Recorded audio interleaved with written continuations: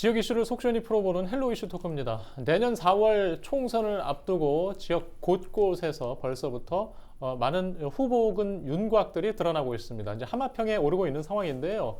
자, 부천의 경우 진보세가 강한 곳으로 불려왔죠. 민주당 내 경선 구도에도 큰 관심이 쏠리고 있습니다. 그 중에서도 많은 도전자들이 나서고 있는 부천갑과 을의 초미에 관심이 쏠리고 있습니다. 자, 부천갑의 경우 김경협 의원의 사법 리스크, 또 부천을은 서른 의원이 이른바 대표적 비명 인사로 알려지면서 또 도전을 받게 된 상황입니다. 오늘 좀 자세한 이야기 해보도록 하겠습니다. 전국매일신문의 오세광 국장과 이도형 청운대 연구교수 나오셨습니다. 안녕하십니까? 네, 안녕하세요. 예, 안녕하세요. 예, 저희가 뭐 오늘 이후에 민주당뿐 아니라 국민의힘 또 부천갑을뿐만이 아니라 각계 선거구역을 두루 준비되는 대로 소개해드릴 예정입니다. 오늘은 일단 부천갑을 이야기를 해보겠습니다. 일단 민주당 이야기인데요. 오 국장님, 예. 지금 이제 부천갑과 을에 거론되고 있는 출마 후보군 윤곽들이라고 해야 되나요? 예, 어떻게 얘기가 나오고 있습니까? 지금 더불어민주당은 부천갑에 국회 정보위원장을 역임한 3선의 이제 김경업 현 의원이 이제 출마가 이제 기정사실화되고 있고요. 이제 김경업 의원 같은 경우는 뭐 특정 계파에 그동안에 이제 뭐 줄서기 하는 정치인은 아니지만 그동안에 이제 그 친명 노선을 지지하는 어떤 그 뉴스파이터 역할을 해왔기 때문에 뭐 친명에 가깝다. 이제 중도지만 이제 그렇게 이제 분류하고 있고요. 또 부천갑에서 가장 이제 활발한 활동을 하고 있는 총수 후보군 중에 정재현 전 시의원이 있습니다. 이제 더불어민주당 전국 혁신위원회 이제 그 상임위원으로 이제 활동을 하고 있고요. 그동안 이제 그 정재현 시의원 같은 경우는 이제 호불호한 이제 또렷한 정치인으로 이제 평가되었는데 이제 생활 밀착형 정치 행보를 통해서 이제 당원과 이제 지역 어떤 유권자들 상대로 이제 호감도를 많이 높여가고 있습니다. 그럼에도 불구하고 이제 정재현 시의원 같은 경우는 상당히 이제 호불호가 강한 또 좋아하는 사람도 많고 또 싫어하는 사람도 많이 있고요.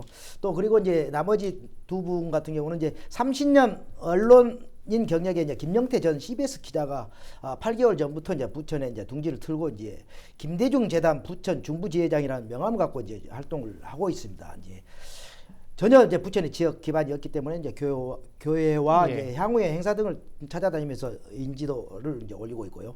또 민선 8기 조용익 부천시장 초대 비서실장을 역임한 이제 백종훈 가톨릭대 초빙 교수가 지금 가장 늦게 이제 총선 출마를 선언하고 이제 활동을 하고 있습니다. 제5대 이제 부천시 의원으로 이제 최연소 의원으로 이제 주목받기도 했는데 그 이후에 이제 정치적인 활동을 하지 않다가 그 전에 이제 이재명 대통령 후보 선거 사무실에서 활동을 한 이후에 지금은 더불어민주당 전국 혁신위원회 대변인을 맡고 있습니다. 지역 내 이제 젊은 피로 이제 소위 이야기가 되고 있기 때문에 이제 어떤 활동이 이제 이루어질지 모르겠지만 아직까지는 전반적인 활동이 안 이루어지고 지금 뭐 정중동의 어떤 자세 또 총선 출마를 할 것으로만 알려져 있지만 지역 내 활동은 거의 좀 미미한 것 같습니다. 예. 지금 이제 부천갑 경우에 민주당의 윤곽을 보니까 현직 의원 외에 기존 지방의원 출신 인물도 있고요. 또 크게는 또 친명 인사로 보는 인물도 있고요. 예. 뭐 보통 이런 구도네요. 그렇습니다. 하지만 총선 경쟁에 있어서 현역 의원이 있는 경우에는 그 기득권 진입 장벽을 넘기가 사실상 매우 힘들다고 볼 수가 있습니다. 부천갑의 경우 현역 국회의원인 김경엽 의원이 버티고 있다는 점에서 김경엽 의원의 공천 여부, 사법 리스크가 부천갑의 가장 큰 변수라고 볼 수가 있고요. 다가온 총선이 이재명 대표 체제 주도로 치러질 가능성이 높은 상황에서 아무래도 공천 과정에 있어서는 이재명 당대표의 관계, 친분, 친명계라는 점이 여론조사 등 경선 과정에 상당히 유리하게 작용할 수밖에 없다라고 볼 수가 있습니다. 지역에서 뭐 시연을 했다는 뭐 경력 활동보다는 아무래도 많은 영향을 이런 관계가 미칠 거라고 볼 수가 있을 것 같고요. 후보들마다 이 대표와의 관계, 뭐 아니면은 뭐 그를 강조를 하려고 하겠습니다만은 실제 경력으로 이어질지 여부는 그게 당 공천 룰에 의해서 어떤 경우에 이 경력을 쓸 수 있느냐 없느냐가 상당히 중요하게 좌우하지 않을까라고 볼 수 있을 것 같습니다. 예, 알겠습니다. 지금 이제 민주당 얘기를 먼저 했고요. 자, 국민의힘 쪽 인물들은 어떻게 윤곽이 나오고 있나요? 부천의 4개 선거구가 전부 이제 현역들이 다 민주당이고 시장도 민주당, 또 시의회도 이제 민주당이 이제 다수당일 정도로 부천에서는 민주당 세력이 이제 텃밭이라고 봐야 되기 때문에 이제 여당인 국민의힘에서는 이제 후보가 나서지 않고 있습니다. 현재 이제 이음재 당협위원장 혼자서 이제 활동하고 있는데요. 이제 경쟁력 있는 후보들이 나서서 경선을 통해서 뭔가 바꿔야 되는데 당협위원장만 움직이다 보니까 사실은 뭐 경정 구도가 이루어지지 않고 있습니다. 그만큼 국민의힘이 부천갑에서 깃발을 꽂기가 쉽지 않다라는 게 이제 지역의 어떤 그 여론이기 때문에 그럼에도 불구하고 이제 이음재 위원장은 이제 도의원 출신이고 또 20대 총선, 21대 총선에 나섰기 때문에 그 정도의 이제 국민의힘 정도 보수층의 어떤 일정한 지지 기반이 있다고 보여지기 일단 때문에 뭐 상황을 저희가 더 지켜보고 판단해야 될 일이지만 뭐 현장에서 보는 시선들이 좀 이렇고요. 정의당은 아직 윤곽이 나오진 않고 예, 있고요. 안 나왔습니다. 예. 이후에 뭐 추가로 드러난 윤곽은 저희가 항상 포함시켜서 좀 얘기를 하겠습니다. 자, 악해 좀 다시 돌아가 볼게요. 지금 그 김경엽 의원의 현재 재판 상황은 지금 어떻게 얘기되고 있죠? 그래서 사실 이제 부천갑 선거구에서 가장 큰 이슈가 김경엽 의원의 이제 재판이죠. 이제 부동산법 이제 위반 혐의로 이제 재판이 진행되고 있고요. 10월 27일 날 항소심 이제 결심 공판이 있었습니다. 이제 결심 공판이 검찰에서 그동안 그 전에도 했듯이 뭐 징역 2년을 선고해 줄 것을 이제 구형을 했고요. 1심에서 징역 6월에 이제 집행유예 2년을 어떤 실형을 받았기 때문에 자격이 상실된다고 봐야죠. 선거권도 이제 없어질 피선거권도 이제 상실될 우려가 있지만 항소심에서 김경엽 의원 쪽에서는 무조건 무죄를 확신하고 있다. 그리고 이 사안 자체가 사실은 부동산 거래를 완료하고 등기를 하지 않는 것이 문제가 된 것으로 이는 행정상 착오에 불과한 것이지 지자체장의 가태료 부과 사항이다.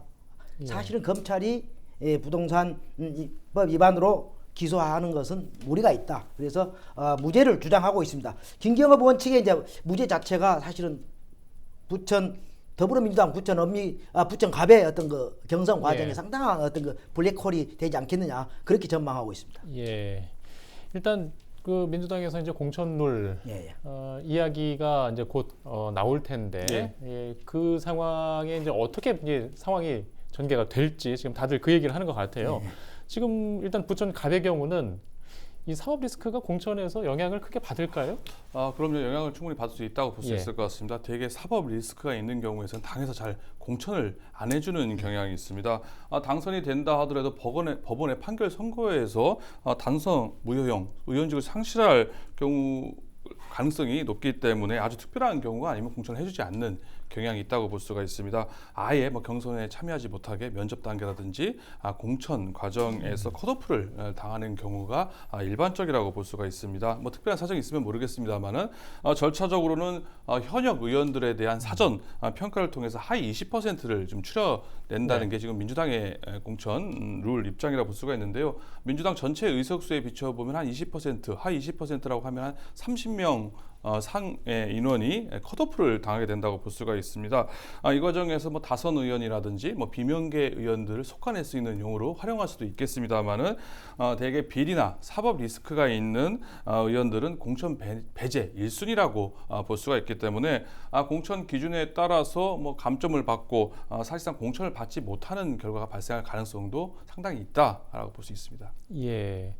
민주당이 그 지난번 이 공천룰에 이번에는 그 재판 중인 사안에 대해서는 기존 룰과는 좀 다르게 볼 것을 좀 예고하지 않았나요? 그럼에도 불구하고 우려는 지금 있다고 보시는 거죠? 당시에는 이재명 당 대표의 건에 비추어서 그런 걸 마련을 했는데요. 전반적인 총선 과정에 있어서는 이제 사법 리스크 재판 과정에 있는 점은 공천 심사 단계에서 공관위원들의 평가 항목에 들어가기 때문에 지난번과 다르게는 작용을 많이 할 수 있을 것이다. 재판이라든지 이런 사법 소추 과정에 있어서는 마이너스적인 요소로 작용할 수밖에 없다라고 볼 수가 있습니다. 예. 당연히 이제 김경엽 의원의 경우는 지금 현재 1심에서 이제 의원직 상실형에 해당되는 징역형을 받았기 때문에 벌금형이나 무죄가 나오지 않는 이상은 선거에 출마할 수 없죠. 이제 그렇기 때문에 부천 원미갑의 출마를 준비하고 있는 후보군들 입장에서는 김경엽 의원이 사실은 유죄가 확정 1심에 1심에서 그대로 항소가 기각돼가지고 1심에 그대로 이제 항소심에서 재판 선고가 되기를 이제 바라고 있는 거죠. 내심 기대를 하고 있는데 김경엽 의원 쪽에서는 뭐 자기들은 무조건 이제 무죄라고 확신하고 있기 때문에 그 결과에 따라서 상당히 이제 선거 구도가 앞전에도 이제 이야기했다시피 분석했다시피 이제 그럴 것만 사실입니다.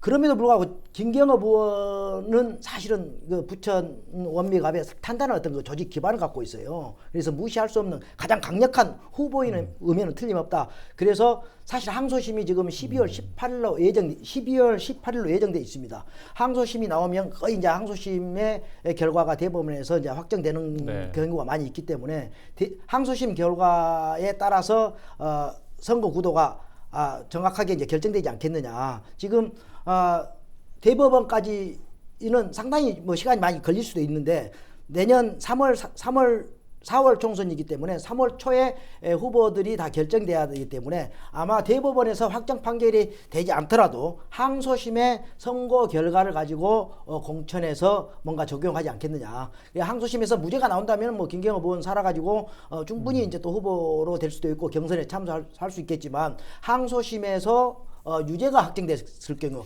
벌금형이 아닌 징역형의 유죄가 확정됐을 경우는 충분히 선거에 나갈 수 없기 때문에 다른 후보군들 또 그러려면 예. 다른 어떤 그 중앙에서의 어떤 그 낙하산 어떤 또 공천도 충분히 되지 않겠느냐 그런 어떤 해석들을 하고 있는 경우가 있습니다. 예, 이번에는 부천 을 지역 윤곽을 좀 살펴볼까요? 민주당부터 들어볼까요? 예, 부천 을 지역은 이제 중동 신도시와 상동 신도시 지역입니다. 이제 지난 15대부터 18대까지 민주당 국민의힘 이렇게 이제 두 번씩 이제 번갈아서 이제 당선이 된 선거구인데 19대부터 21대까지는 더불어민주당 지금 30의원이 지금 3선을 한 지역으로 민주당 텃밭이라고 이제 하고 있습니다. 이제 부천의 선거구중은 그럼에도 불구하고 부천 을 지역이 가장 국민의힘에서 해볼 만한 지역이라고 이제 꼽고 있습니다. 이제 더불어민주당은 핵심 친명과 핵심 비명 간의 치열한 어떤 그 경쟁 지역으로 관심을 끌고 있습니다.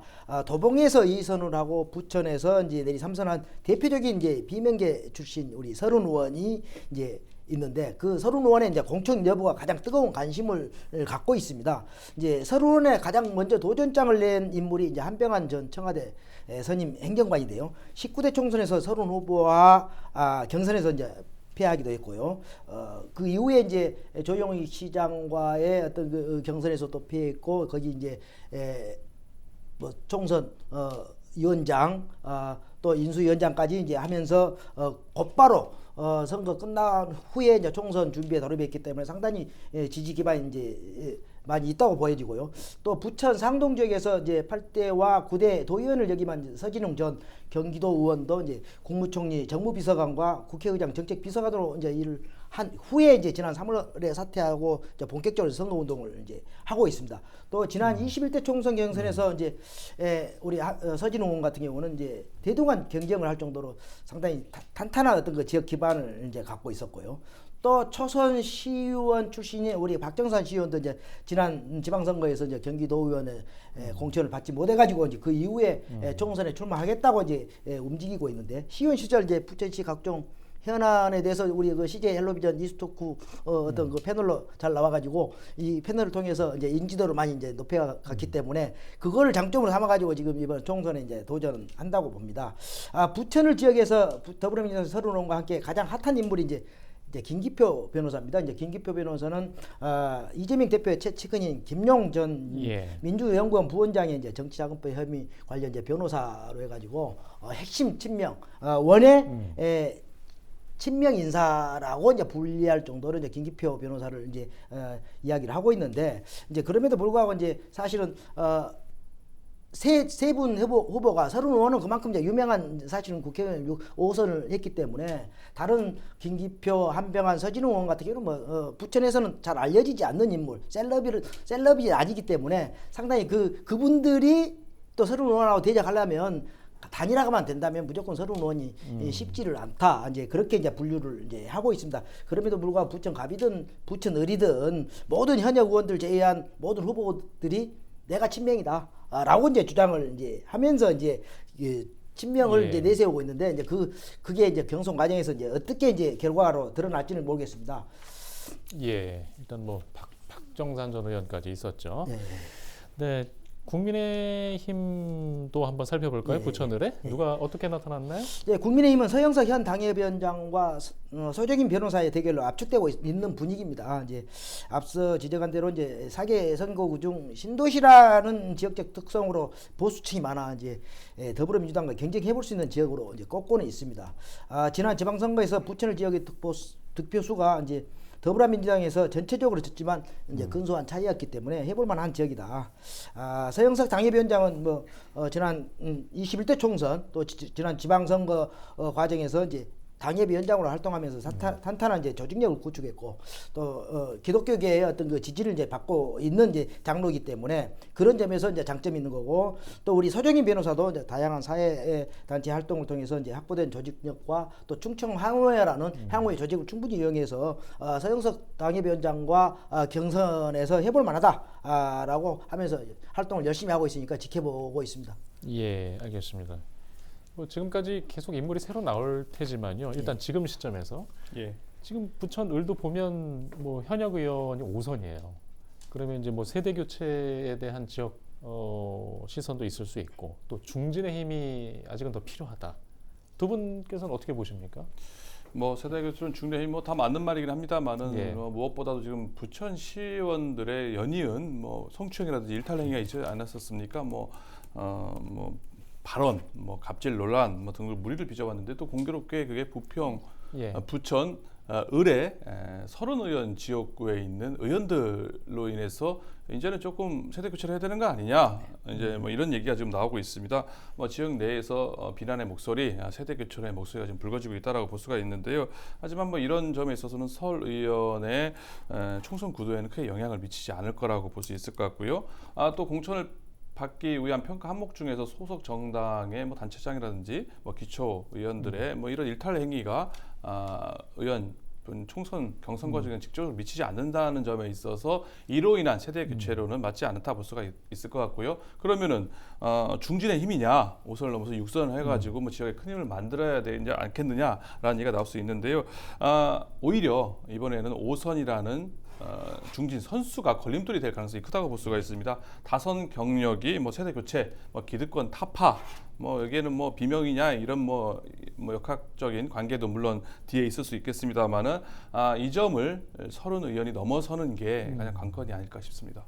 예, 예, 일장님도 말씀해 주시죠. 매번 선거 때마다 뭐 세대 예. 교체, 이제 인물 교체론 또 개혁적 공천을 해야 된다고 하는데 이제 부천 같은 경우는 이미 뭐 인물 교체는 민주당 같은 경우는 이제 될 수도 있겠는데 이제 국민의힘에서는 나설 주자들이 없습니다. 당협위원장들 그 사람이 그 사람이기 때문에 새로운 인물이 나선다면 이제 뭐 세대 교체, 인물 교체가 되겠지만 민주당은 충분히 이제 그런 가능성이 있다고 보여집니다. 뭐 지금 부천, 가불, 병정 모든 선거구에 이제 새롭게 이제 활동하고 있는 후보들이 많이 있기 때문에 그런데 국민의힘은 없어요. 사실 부천, 을만 예.